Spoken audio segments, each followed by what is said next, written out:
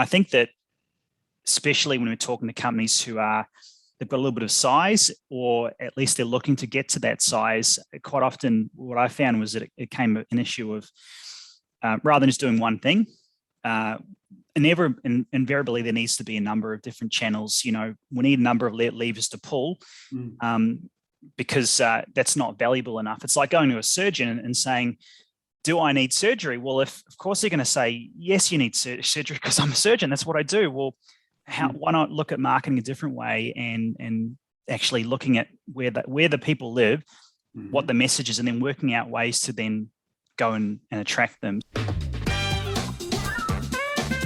And joining me on the line today, we've got Andrew Marmont from Conqurve. Welcome to the call, Andrew. Hey, David. Thanks for having me. I was going to say you have to introduce yourself, but I think a lot of our community already know who you are. But for those who don't know who you are, maybe give them a quick intro. Sure. Yeah. My name's Andrew Marmont. I run a marketing services company called Conqurve, and I've been running for 3 years now, and I've been with Outcomes for about as long. Yeah, fantastic. And what does Conqurve actually do? At the heart of it, we help companies share what they do really well. So we get cut through for them and get them to be established as the leader in their space or grow their market share by just working out what is their difference and how can we highlight and amplify it so the right people get the message. Yes. So I think I know a lot of people, because we've been talking about this a lot lately, have a struggle with communicating to their database. And it's always been, I suppose this is what spawned your business, is that for a lot of people, they go, well, I've got all these names and phone numbers or these names and email addresses, but I don't know what to send them, or I'm not good at writing content, or it's too much of a labor, to do it. And I used to hear the story of, we started a newsletter, we got three sort of months in, and it just got too hard and it didn't work. We weren't getting response, all these sorts of things. And I think the most appealing thing about what you do is you take the pain away of creating content on a consistent and regular basis so that people can keep that communication channel open. Yeah. Yeah, I think so. I think it's, there's a lot of great stuff that people do in terms of you can get good leads, but quite often it's a case of, well, like the way that I look at it is a bit different. I look at it, it's not as valuable if you just say, I'll bring in leads, but what if you position your company in such a way that you could attract great clients, yes, but also great partners and great employees. And so that way, if the message is right, then you're going to get that that flow effect, and your business is going to do this rather than just simply, winning clients, because you always going to get these other issues. So to me, that's sort of how I see the world evolving, is really as a marketing services company, you have to look at the big picture, which is really, yes, you need great clients, but also you need good partners to support you and collaborate with you. And, you need great people to buy into your mission so you can actually support that growth. Yeah, gotcha. Yeah. So in terms of uniqueness, what would you say makes Conqurve different to the other people in the marketplace? I think we're pretty clear on what we do in that, to me, it's about solving that main problem, which is attracting the right clients and partners and people. But coming from a view of, well, we're not service or solution agnostic. So we don't just say we do one channel, we do social media.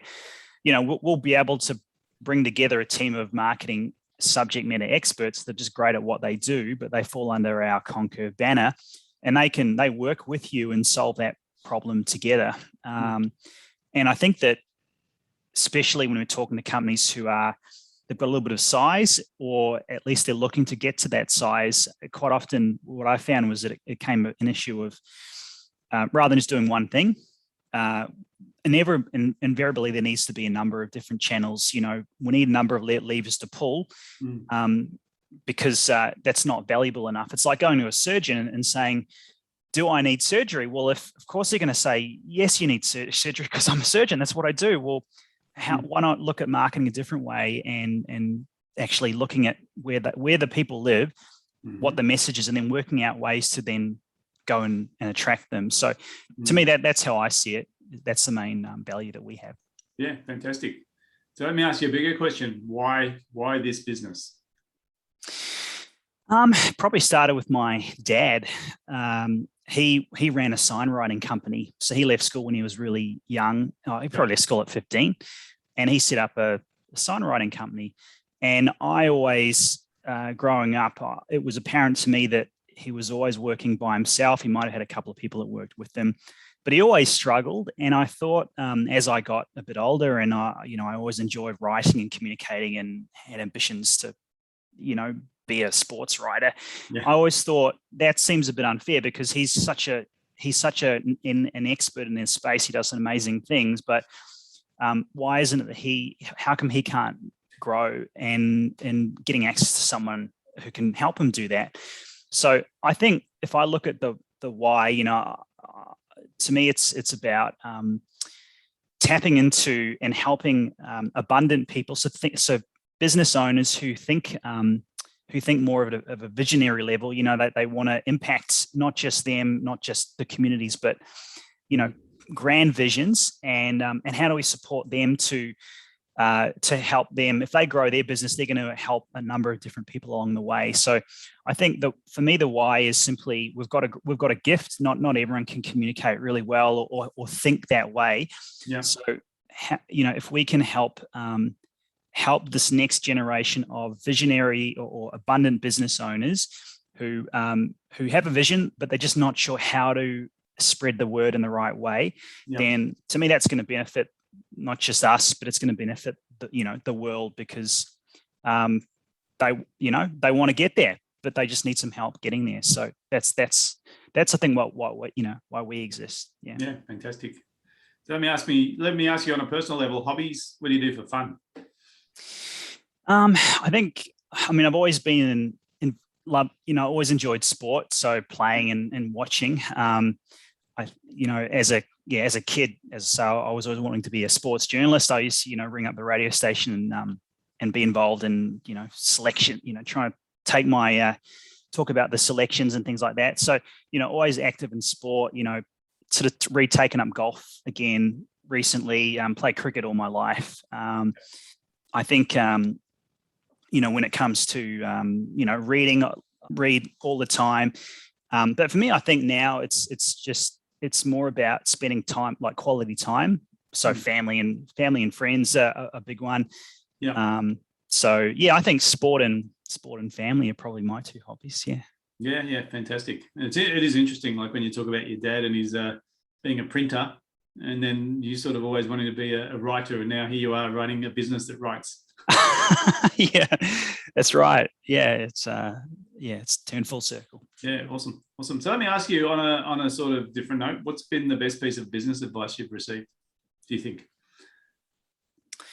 I think actually one thing that you said to me, David, was you attract who you deserve. And when you think about that, what it actually does is actually forces you to confront the accountability. Yes. And to me, I think, and you've probably seen the last sort of 3 years, but I think I held myself back, maybe because there was a fear of failing.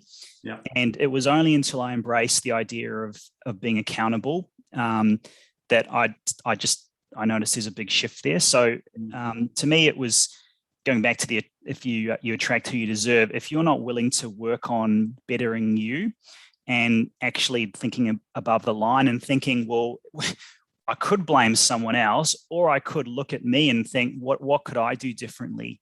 Yeah.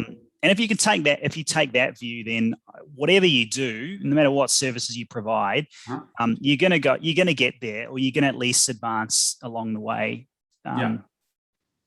That's how I see it anyway.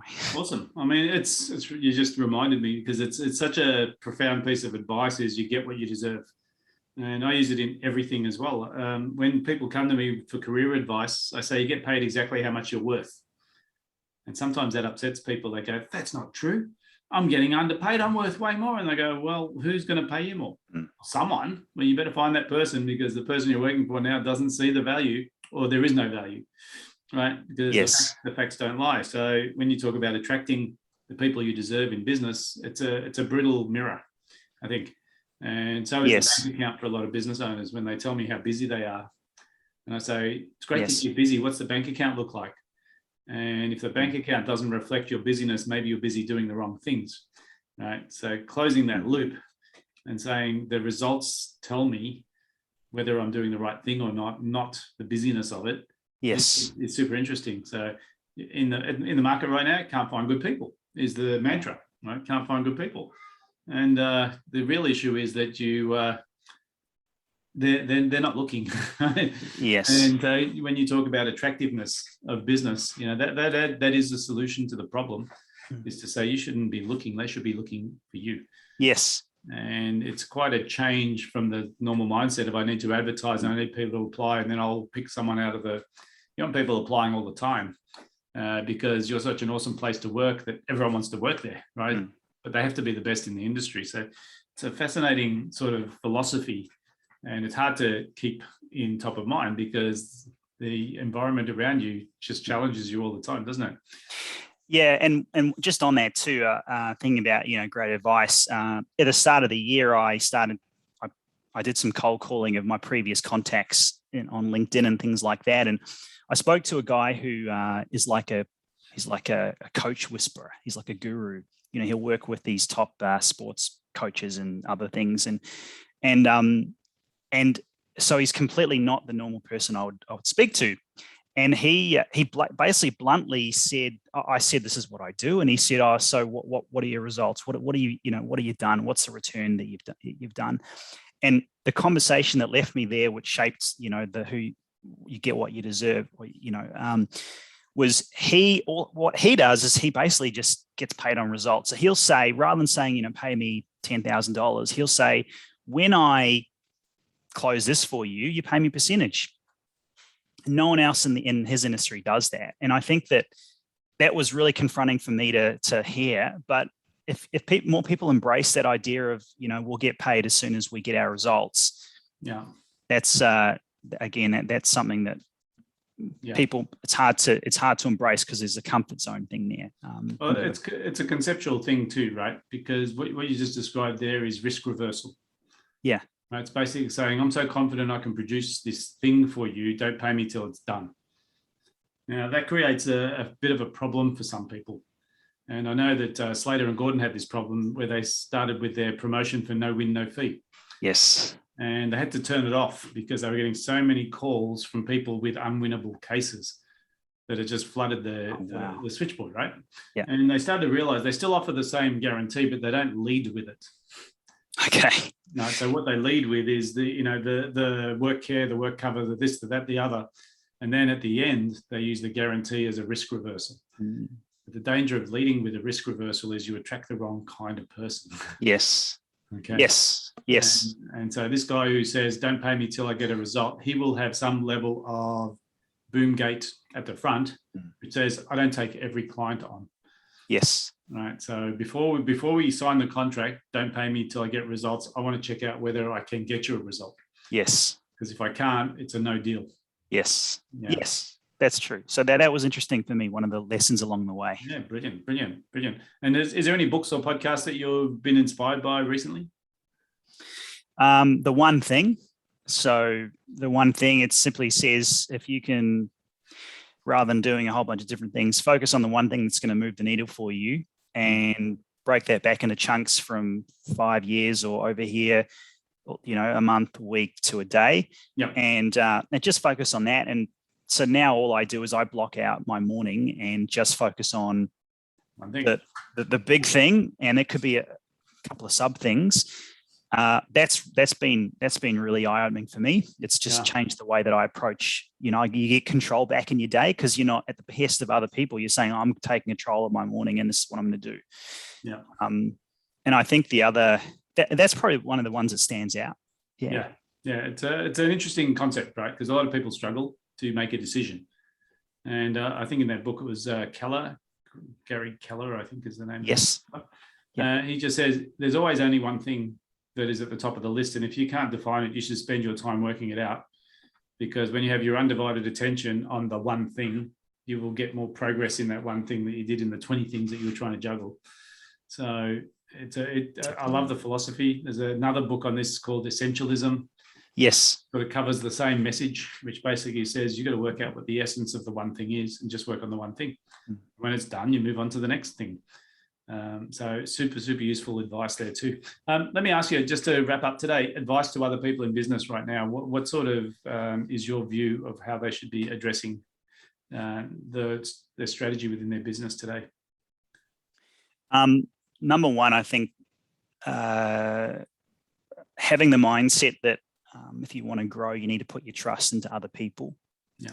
So that's been big for me. As soon as you let control and you give people the rope to do what they can and give them the space to play to their strengths, you'll be in a position where you'll get a lot more time back to work on and do the things that really you should be doing as a business owner.